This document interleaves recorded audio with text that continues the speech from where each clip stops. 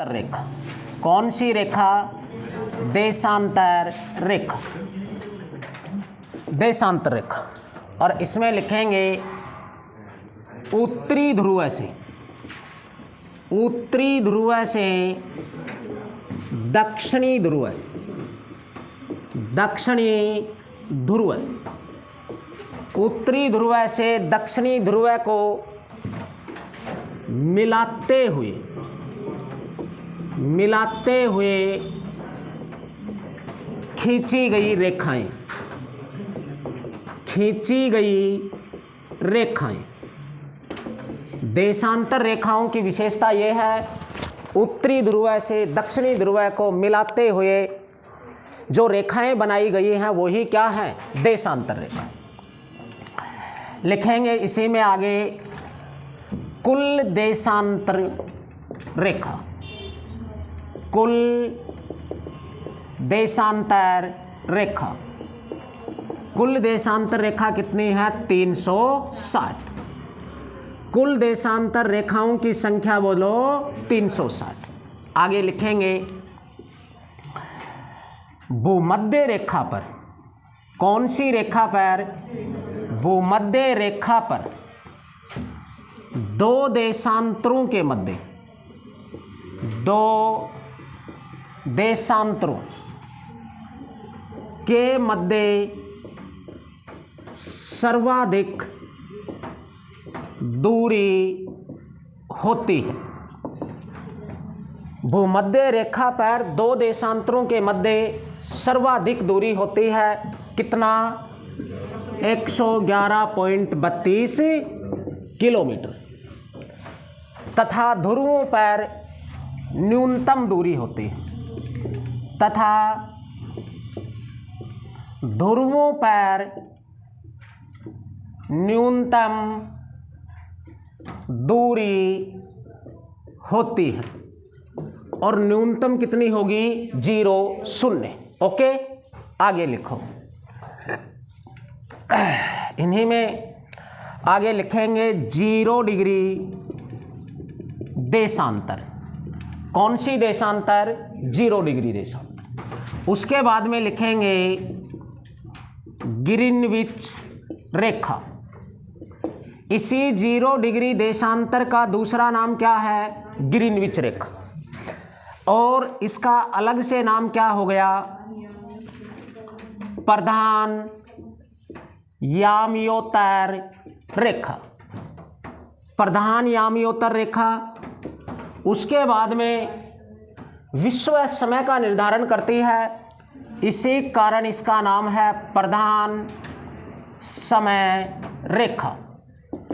प्रधान समय रेखा से ही हम कह सकते हैं अंतरराष्ट्रीय समय रेखा। इसी का एक नाम है अंतरराष्ट्रीय समय रेखा। 0 डिग्री देशांतर ग्रीनविच से जो समय निर्धारित होता है उसे ग्रीनविच मैन टाइम कहते हैं। Greenwich man time, GMT।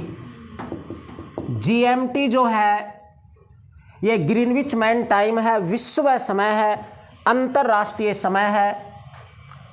लिखो यह रेखा कौन सी रेखा? ग्रीनविच रेखा। हाँ, यह रेखा पृथ्वी के मध्य, किसके मध्य? पृथ्वी के मध्य उत्तरी ध्रुव से दक्षिणी ध्रुव, उत्तरी ध्रुव से दक्षिणी ध्रुव तक खींची गई है, ध्रुव तक बनाई गई है, बनाई गई। 0 डिग्री देशांतर ग्रीनविच रेखा है, ये पृथ्वी के मध्य है और उत्तरी ध्रुव से दक्षिणी ध्रुव के पृथ्वी के मध्य है। लिखिए यह 8 देशों से गुजरती है। यह 8 देशों से गुजरती है। ग्रीनविच रेखा बोलो कितने देशों से गुजरती है? 8 देशों से। वो 8 देश कौन कौन से हैं लिखो। England, France, Spain,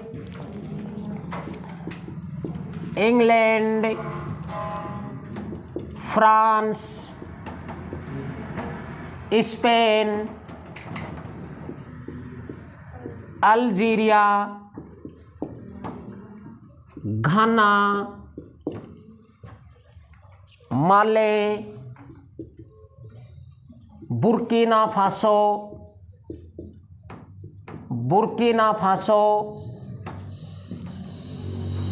Togo. ये 8 देश हैं जो ग्रीनविच रेखा पर स्थित हैं।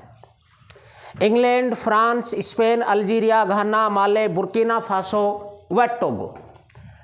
ये देशांतर रेखाओं की कुछ विशेषता है, आगे और लिखेंगे इन्हीं में। और लिखिएगा 0 डिग्री देशांतर, 0 डिग्री देशांतर, 0 डिग्री देशांतर तथा 0 डिग्री अक्षांश रेखा अर्थात भूमध्य रेखा। 0 डिग्री देशांतर, 0 डिग्री अक्षांश रेखा दोनों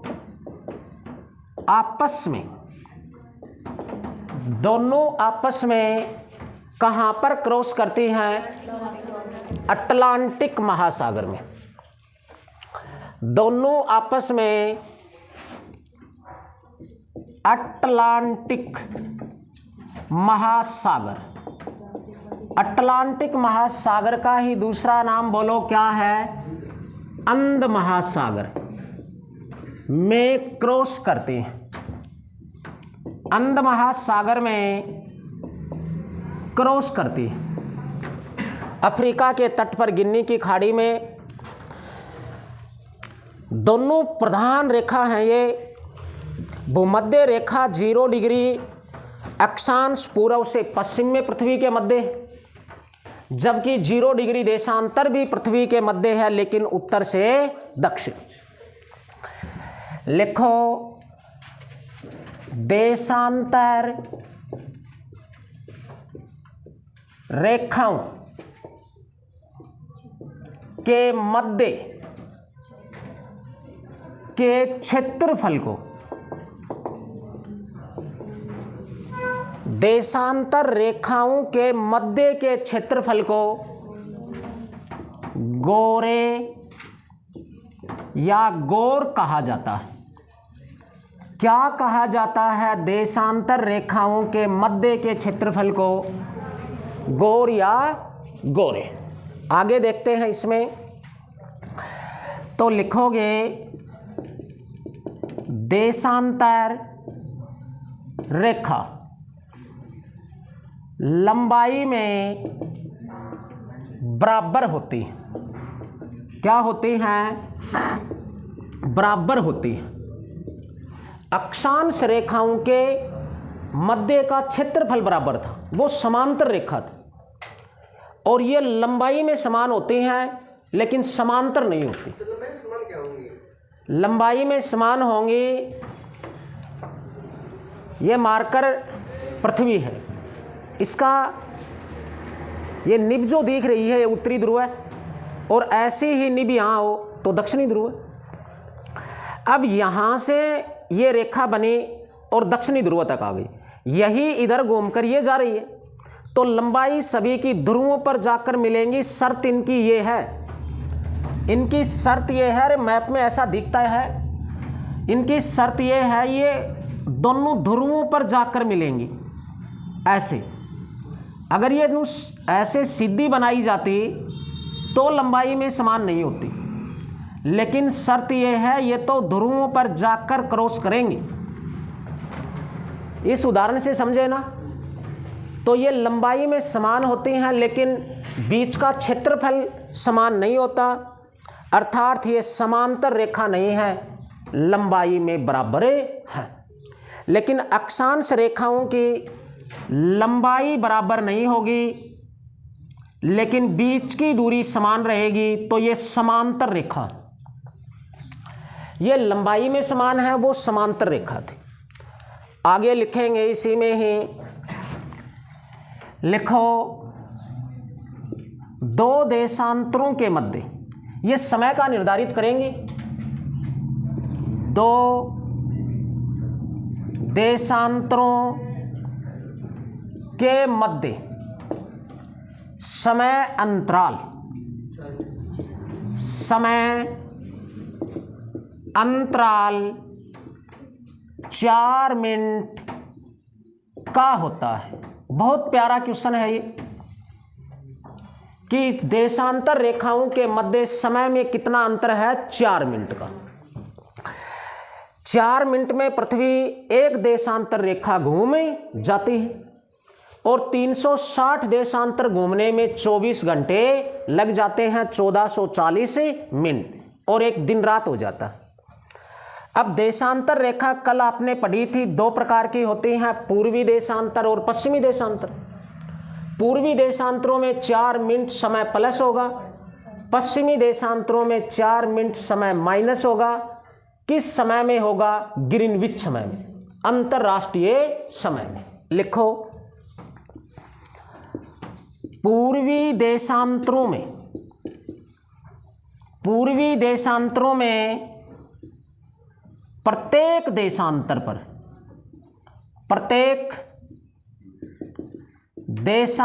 पर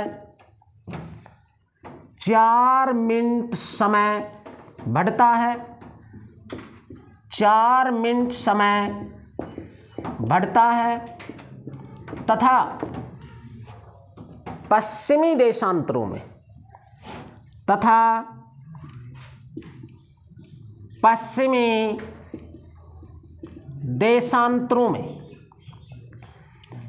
4 मिनट समय कम होता है, 4 मिनट समय कम होता है, लेकिन होता किसमें है? ये प्लस माइनस ग्रीनविच समय में होता है, ग्रीनविच समय में। किसी भी देश के समय की तुलना अब किससे होगी? ग्रीनविच समय से होगी। और इसी आधार पर विश्व समय को कितने समय जोन में बांटा है? 24। अब जिस देश से जितनी अधिक देशांतर गुजरेंगे उस देश में उतने ही अधिक टाइम जोन, समय जोन हो जाएंगे। समझ गए ये बात? भारत में कितने समय जोन हैं? 1। भारत से कुल कितनी देशांतर गुजरती हैं लगभग आप देखते हैं तो बोलो। भारत में देशांतरीय विस्तार पश्चिम से शुरू होगा, यहां से गुजरात से, सरक्रिक से 68 डिग्री 7 मिनट पूर्वी देशांतर से, और वालांगू कीबुथु जब सबसे पूर्वी छोर है भारत का, यहां देशांतरीय विस्तार खत्म, भारत का क्षेत्रफल खत्म। ये कितने डिग्री देशांतर है? 97 डिग्री 25 मिनट पूर्वी देशांतर, क्योंकि भारत तो पूर्वी देशांतरों में है। अब भारत से लगभग कुल कितनी देशांतर गुजरी? 29। भाई 68 से 29 तक, 97 तक चले तब। एक देशांतर का मतलब 4 मिनट, तो 29 देशांतरों का मतलब कितना हो जाएगा? 29 गुणा 4 116 मिनट। भारत में तो पूर्व से पश्चिम समय में अंतराल 116 मिनट लगभग 2 घंटे का है बीच का। अब जिस भी देश के मध्य से जो देशांतर गुजरेगी उसी से उस देश का निश्चित समय लिया जाता है। विश्व के मध्य से जो गुजरती है ग्रीनविच, ये विश्व समय बना दिया। अब भारत में तो 1 घंटा इधर 1 घंटा इधर कोई खास फर्क नहीं पड़ा, और ये 82.5 डिग्री पूर्वी देशांतर से लिया कि नहीं। लेकिन जिन देशों में जितने अधिक देशांतर गुजरेंगे उनमें उतने ही टाइम जोन बना दिए जाते हैं। अब विश्व में कुल कितने टाइम जोन हैं? लिखो विश्व में 24 समय जोन है। विश्व में 24 समय जोन।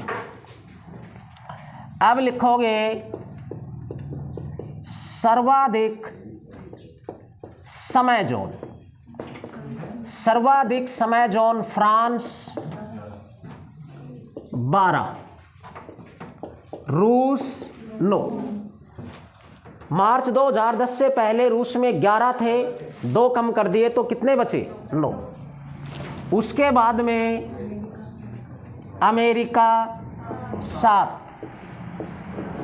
Canada 6, Australia 3। ये समय जोन है अलग अलग। भारत में तो एक ही समय जोन है और वो कितना है? 82.5 डिग्री पूर्वी देशांतर से। लिखो भारत का निश्चित समय। भारत का निश्चित समय, फिक्स समय, निश्चित समय 82.5 डिग्री पूर्वी देशांतर से ग्रहण किया गया है। भारतीय समय 82.5 डिग्री पूर्वी देशांतर से ग्रहण किया गया। 82.5 को आप 82 डिग्री 30 मिनट भी तो लिख सकते हैं, क्योंकि एक देशांतर में 60 मिनट होती। 82 डिग्री 30 मिनट देशांतर रेखा। इलाहाबाद, इलाहाबाद का ही नया नाम क्या है? प्रयागराज। तो पुराना नाम क्या था? पुराना नाम इलाहाबाद का केवल क्या था? प्रयाग। नैनी, मिर्जापुर से गुजरती है। 3 शहर हैं ये, तीनों ही यूपी के हैं, जिनसे होकर भारत की मानक समय रेखा गुजरती है। इलाहाबाद किस नदी के किनारे है? गंगा। वैसे 3 नदियों का संगम, त्रिवेणी संगम भी है, गंगा, यमुना, सरस्वती। आगे लिखेंगे भारतीय समय। नैनी, मिंकी वेधशाला भी है यहां पर। भारतीय समय ग्रीनविच समय से, भारतीय समय, अरे समझ तो पा रहे हो ना पीछे तक? भारतीय समय ग्रीनविच समय से 5.5 घंटे या 330 मिनट या सेकंड कितने हो जाएंगे? 19,800 सेकंड आगे है। जो भी ऑप्शन हो मिनट, सेकंड, घंटों का, वो आप बता सकते हैं। ये देशांतर रेखाओं से समय का निर्धारण हुआ। अब देखो इसी में बात करते हैं। तो अभी तक आपने पढ़ी अंतरराष्ट्रीय समय रेखा, और वो अंतरराष्ट्रीय समय रेखा कौन सी है? ग्रीनविच। एक होगी अंतरराष्ट्रीय तिथि रेखा। ध्यान देना एक बार, ये ग्लोब रूपी पृथ्वी का एक हिस्सा ही तो आपको दिख रहा है, और इसमें उत्तरी ध्रुव से दक्षिणी ध्रुव तक पृथ्वी के जस्ट मध्य ये रेखा कौन सी बन गई? 0 डिग्री देशांतर, ग्रीनविच अंतरराष्ट्रीय समय रेखा। इससे इधर 12 घंटे 180 मानना हमने, यहाँ तक भी क्या माना? 180। ये पूर्वी देशांतर, ये पश्चिमी देशांतर। पूर्वी देशांतर और ये पश्चिमी देशांतर। ऐसे ये देशांतर रेखाएं ध्रुवों को मिलाते हुए खींची जा रही हैं। अब इधर भी 180, इधर भी 180 माना, प्लस एक बीच में कितनी माने 361, जैसे 0 डिग्री अक्षांश को काउंट किया था। इसमें ये जो 0 डिग्री देशांतर ग्रीनविच ग्लोब के एक साइड में आपको दिख रही है, अब इस ग्लोब को प्लाई को हटाकर पीछे की तरफ फोल्ड करेंगे तो ये दो जो आपको दिख रही हैं लास्ट, ये मिलकर एक होंगी कि नहीं, और मिलकर एक होते ही ये जस्ट किसके विपरीत जाएगी, 0 डिग्री देशांतर के विपरीत मिलेंगी कि नहीं। तो एक साइड में तो ये 0 डिग्री देशांतर प्रधान समय रेखा जो घंटों का समय में विभाजन कर रही है, और इसी के जस्ट विपरीत मिलकर 24 घंटे पूरे होकर एक दिन बदलेगा कि नहीं, और ये दोनों मिलकर ही तो 180 बनी। तो इसके जस्ट विपरीत जो 180 है, ये बात समझ में आई कि नहीं, वही अंतरराष्ट्रीय तिथि रेखा, वहां से एक दिन पूरा हो जाएगा, घटेगा या बढ़ेगा, ऐसा क्वेश्चन आएगा। तो ये समझ तो गए ना, इसके जस्ट विपरीत जो है वही क्या है, 180, और उसे ही नाम मिला है अंतरराष्ट्रीय तिथि रेखा। एक है अंतरराष्ट्रीय समय रेखा जो ग्रीनविच है, एक है अंतरराष्ट्रीय तिथि रेखा जो 180 डिग्री देशांतरे है। लिखो अंतरराष्ट्रीय समय रेखा, अंतरराष्ट्रीय समय रेखा निर्धारण, इसका निर्धारण कब हुआ, 22 अक्टूबर, कौन सा अक्टूबर, 22 अक्टूबर 1884। निर्धारण कहाँ पर हुआ, वाशिंगटन, अमेरिका में। विश्व भूगोलवेताओं ने 22 अक्टूबर 1884 को मिलकर यह बना दिया कि अंतर्राष्ट्रीय समय रेखा कौन सी माने, अंतर्राष्ट्रीय तथ्य रेखा, जहां से दिन बदलता। जब समुद्री यात्राएं होती हैं तो वहां पर दिक्कत होती थी। ये जो अंतर्राष्ट्रीय समय रेखा है, ये केवल जल भाग से गुजरेगी, स्थल में आते ही इसे हटा दिया। भाई वैसे देखेंगे ग्लोब पर तो ये एकदम सीधी दिखेगी, एक तरफ 0 डिग्री देशांतर, दूसरी तरफ 180 डिग्री देशांतर, लेकिन ये किसी स्थल भाग में भी तो बीच में कोई देश, कोई महाद्वीप आ गया, सीधी बनाए तो इसको तो सिर्फ जल से गुजारा गया है, इसीलिए मोड़ कर इसको 8 स्थानों पर मोड़कर केवल जल से गुजरेगी, ये किसी देश से नहीं। भाई काल्पनिक रेखाएं हैं इस कारण से। तो अंतरराष्ट्रीय तिथि रेखा ही कौन सी है, 180 डिग्री देशांतर रेखा। अंतरराष्ट्रीय तिथि रेखा पूछे कौन सी है तो बताओ, 180 डिग्री देशांतर रेखा। अंतरराष्ट्रीय, अरे समय लिख दिया गया, सॉरी, ये अंतरराष्ट्रीय तिथि रेखा है, तिथि। और अंतरराष्ट्रीय तिथि रेखा का निर्धारण कब हुआ, 22 अक्टूबर 1884 को, और कौन सी है ये, 180 डिग्री देशांतर है। लिखो यह आर्कटिक सागर, आर्कटिक सागर, बेरिंग सागर, चुक्शी सागर, चुक्शी सागर, प्रशांत महासागर, प्रशांत महासागर से गुजरती है। अंतरराष्ट्रीय तिथि रेखा 180 डिग्री देशांतर रेखा, आर्कटिक, बेरिंग, चुक्शी, प्रशांत महासागरों से होकर गुजरती है। अब लिखोगे अंतरराष्ट्रीय तिथि रेखा,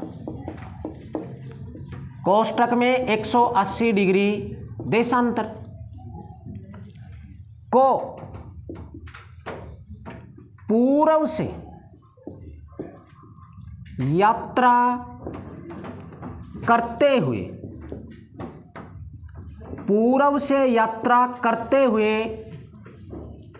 पश्चिम की ओर पार करने पर, पश्चिम की ओर पार करने पर, यहां से दिन बदलेगा, पार करने पर एक दिन घटेगा या बढ़ेगा। पूरब से पश्चिम की ओर पार करने पर एक दिन घटेगा, एक दिन कम होगा, एक दिन कम होगा। तथा पश्चिम से, तथा पश्चिम से पूर्व की ओर, पश्चिम से पूर्व की ओर पार करने पर एक दिन बढ़ेगा, एक दिन बढ़ेगा। अंतरराष्ट्रीय तिथि रेखा को पूर्व से यात्रा करते हुए यदि कोई जहाज पश्चिम की ओर क्रॉस करती है तो एक दिन समय कम होगा, और पश्चिम से यात्रा करते हुए पूर्व की ओर पार करेगा तो एक दिन समय बढ़ेगा। मान लेते हैं हम यही है 180 डिग्री देशांतर, अंतरराष्ट्रीय तिथि रेखा, और ये पूर्व दिशा और ये पश्चिम। यदि कोई यात्रा करते हुए इसे पूर्व से पश्चिम की ओर पार करेगा तो एक दिन समय क्या होगा, कम, इधर कम हो जाएगा ये। और यदि कोई जहाज पश्चिम से यात्रा करते हुए इसे पूर्व की ओर क्रॉस करे तो एक दिन समय बढ़ जाएगा। इधर समय 12 घंटे एक दिन अधिक था, इधर जाते ही उसको बराबर लाने के लिए क्या कर, क्योंकि अधिक समय से चली वो कम में जा रही है तो एक दिन कम कर दिया। इधर वो एक दिन पीछे है ये, तो इधर एक दिन कम से चली तो आगे जाकर उसको बढ़ा देंगे तो समय बराबर हो जाएगा। बस यही बात आपको यहां पर विशेष तौर पर याद रखना, ठीक है, इतनी बात। अब देखें, इसमें मुख्य बात यही याद रखो, किस दिशा से किस दिशा की ओर पार करने पर एक दिन समय बढ़ता है और एक दिन समय कम होता है। या तो एक दिन बढ़ना ये पूछ लेगा, या यहाँ बार लिख देगा कि मंगलवार से पूर्व से चली तो पश्चिम की ओर पार करने पर कौन सा बार मिलेगा, तो मंगलवार से एक दिन यहाँ क्या हो जाएगा, सोमवार। या कोई डेट रख देगा 3 तारीख को चली तो इधर जाते कितनी तारीख मिलेगी, 2। बस ऐसे बार या तारीख या दिन कुछ भी पूछ सकता है। इसी के साथ आपकी देशांतर रेखाएं हुई समाप्त। अब पृथ्वी पर यह बाह्य संरचना आपको दिखाई दे रही है ग्लोब रूपी पृथ्वी पर। अब इसी में आगे चलते हैं तो पृथ्वी की आंतरिक संरचना आती है, और पृथ्वी की आंतरिक संरचना की क्या कहानी है ये आपको देखना। लिखिएगा, पृथ्वी की आंतरिक संरचना, पृथ्वी की आंतरिक संरचना। ये ग्लोब रूपी पृथ्वी जो है, गेंद रूपी, इस पृथ्वी का बाह्य आवरण तो आपको दिखाई दे रहा है। चारों तरफ इस पर कहीं स्थल है, कहीं जल है, कहीं सागर है, कहीं महासागर, कहीं महाद्वीप, चारों तरफ कहीं मिट्टी, धरातल, पर्वत, पठार, सब कुछ दिखाई दिया। चारों तरफ जीवन है। लेकिन इस गेंद रूपी पृथ्वी के अंदर क्या मटेरियल है, आंतरिक संरचना क्या है, इसको हर भूगोलवेत्ता में मतभेद है अलग अलग। लेकिन फिर भी सर्वमान्य तौर पर पृथ्वी की आंतरिक संरचना को 3 पार्टों में बांटा है, 3 भागों में। वो 3 भाग कौन कौन से हैं? आप धरातल से ऊपर उठकर जाएंगे अक्षोप मंडल में तो तापमान घटेगा या बढ़ेगा? घटेगा। और धरातल से नीचे गड्ढे में उतरोगे पृथ्वी की गहराई में जाने पर जब टेम्परेचर बढ़ेगा 32 मीटर की गहराई पर 1 डिग्री। लिखो, पृथ्वी की गहराई में जाने पर तापमान बढ़ता है। तापमान बढ़ता है 32 मीटर की गहराई पर। कितने मीटर की गहराई पर? 32 मीटर की गहराई पर 1 डिग्री सेल्सियस तापमान कम हो जाता है। 1 डिग्री सेल्सियस तापमान कम हो जाता है, सॉरी बढ़ जाता है। क्या है? बढ़ जाता है। ठीक है, दे लो मन न तसल्ली। आगे लिखो, मुख्य रूप से पृथ्वी की आंतरिक संरचना को 3 परतों में विभाजित किया गया। कितनी परतों में विभाजित किया गया है? 3 परतों में विभाजित किया गया। मुख्य रूप से पृथ्वी की आंतरिक संरचना को 3 भागों में बांट दिया। 1 नंबर की फर्स्ट परत ही कौन सी आएगी? भूप्रपटी, जिसे क्रस्ट भी कहते हैं। 2 नंबर की कौन सी होगी? आवरण या मेटल। तीसरी परत कौन सी होगी? बोलो, केंद्रीय भाग, कोर, क्रोड, अंतरम, निफे, ये कुछ नाम इसके और भी आ जाते हैं। तो मुख्य रूप से पृथ्वी की आंतरिक संरचना को 3 भागों में बांट दिया। भूप्रपटी, क्रस्ट, आवरण, मेंटल, केंद्रीय भाग, कोर, क्रोड, अंतरम, निफे वगैरह भी इसे कहा जाता है। अब ये 3 आंतरिक संरचनाओं की क्या विशेषता रही है, क्या नहीं रही है, यहीं पर ही लिख लेना, इसी में देखकर।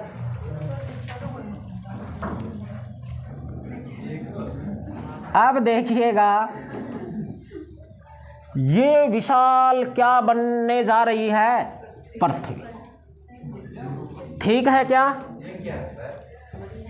बढ़िया है, मान लेते हैं। अब देखो, इसी की अगर आगे की विशेषताओं की बात करें तो ये विशाल पृथ्वी की बाह्य परत है, इस पर धरातल है, मिट्टी है, जल है, वो आप लोग देख रहे हैं। लेकिन इस गेंद रूपी पृथ्वी के अंदर देखेंगे दोनों तरफ से, तो क्या कुछ है? ये अनुमान है। भूकंपीय तरंगों और ज्वालामुखी विस्फोट के लावा के परीक्षण से ऐसा अनुमान है। अन्यथा इतनी गर्म है कि कोई अंदर जा ही नहीं सकता। 32 मीटर की गहराई पर 1 डिग्री तापमान बढ़ रहा है। पृथ्वी पर सबसे खोदा गया गहरा गड्ढा रूस का है, लगभग 11 किलोमीटर। तो पृथ्वी का सबसे गहरा नेचुरल गड्ढा भी क्या है? लगभग 11 किलोमीटर, 11,022 मीटर, मेरियाना ट्रेंच। इससे ज़्यादा खोद ही नहीं पाए क्योंकि इतनी गर्मी, हिट, तापमान बढ़ जाता है वहाँ पर। अब इसमें सबसे पहले देखते हैं इस गेंद रूपी पृथ्वी के ये अंदर का भाग है। अंदर का भाग है, जोगेंद्र शांति रख, तुम्हारी अशांति फैल रही है, कीड़ी सी चाल रही है तेरे, डटे रहे। अब ये प्रथम परत ही जो आपको दिखाई दे रही है इस गेंद रूपी, चारों तरफ ही मिलेगी ऐसा, ये भूप्रपटी है, ये पृथ्वी की प्रथम परत है और इसी का नाम क्या है? भूप्रपटी या क्रस्ट। ठीक है, भूप्रपटी या क्रस्ट की औसत गहराई जो मानी है, औसत गहराई वो 100 किलोमीटर लगभग। पृथ्वी के अंदर आप 100 किलोमीटर तक जाएंगे तो कौन सी परत आपको मिलेगी? भूप्रपटी या क्रस्ट। तो इसकी औसत गहराई 100 किलोमीटर हो गई। पृथ्वी के कुल आयतन का ये कितना प्रतिशत भाग है? पृथ्वी के आयतन का यह 0.5% भाग है।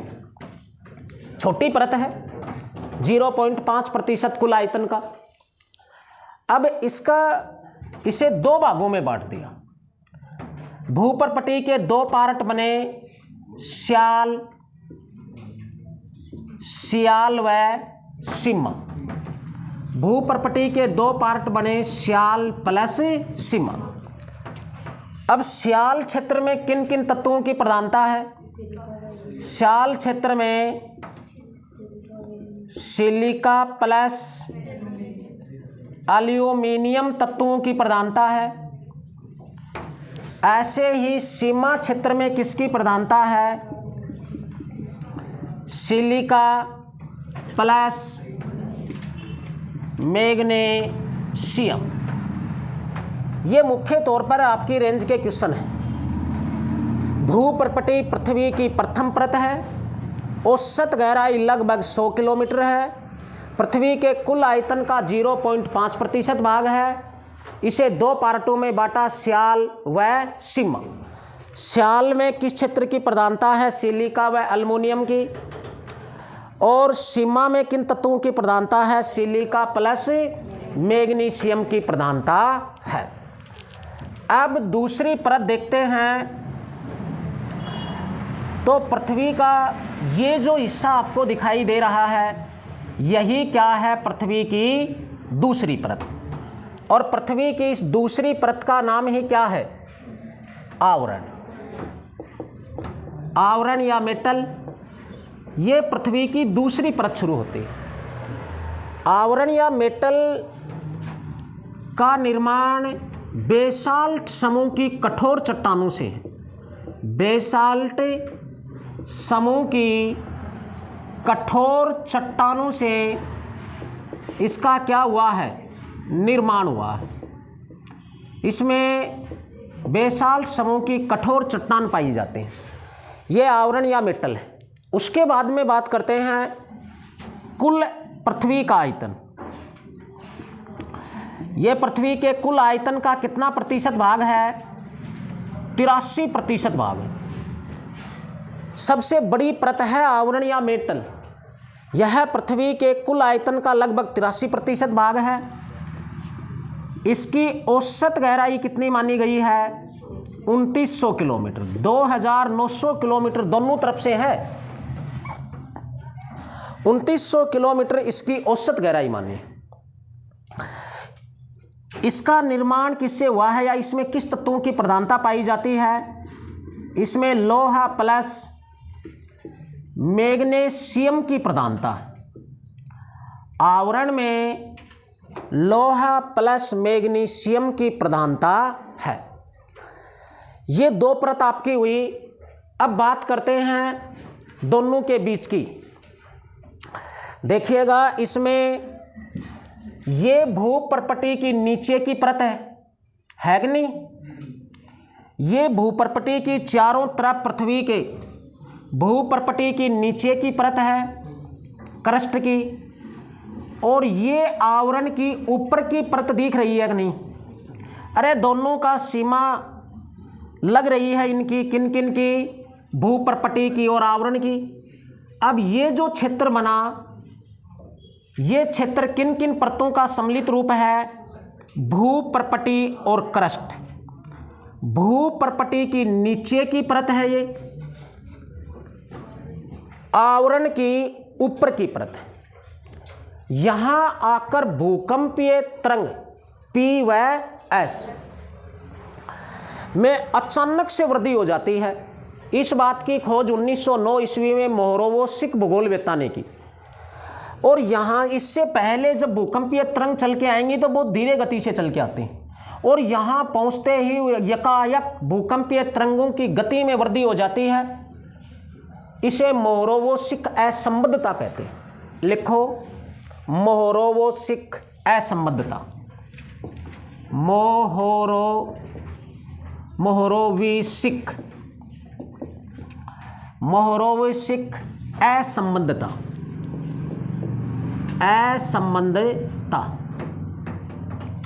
मोहोरोवस्किक असंबद्धता के आगे लिखेंगे भूपर्पटी की नीचे की परत, भूप्रपटी की नीचे की परत तथा आवरण की ऊपर की परत, आवरण की ऊपर की परत में आकर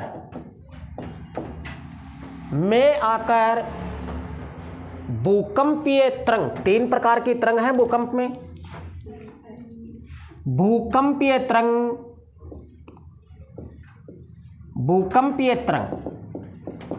P व S की गति में, कौन सी तरंग P व S? भूकंप में 3 तरंग है, P तरंग, S तरंग, L तरंग।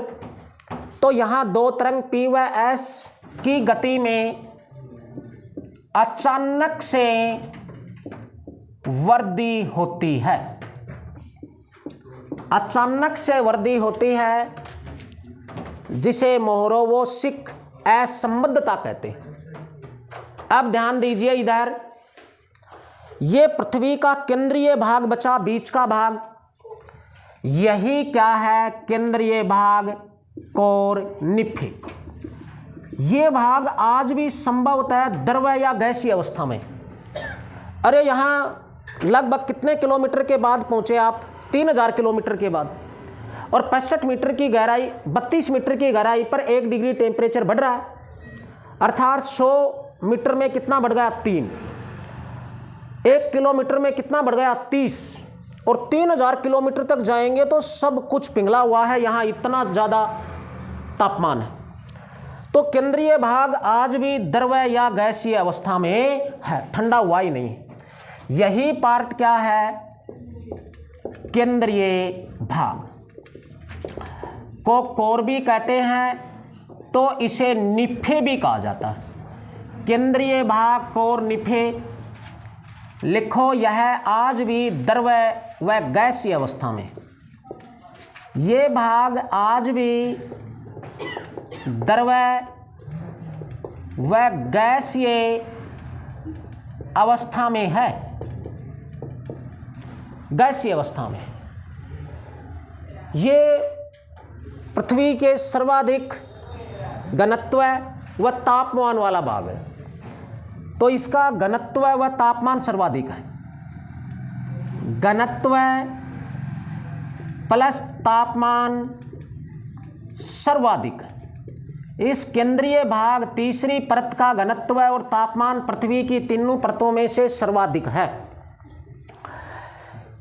इसमें निकल प्लस फेरस तत्वों की प्रधानता पाई जाती है। निकल प्लस फेरस तत्वों की प्रधानता होती है इसमें।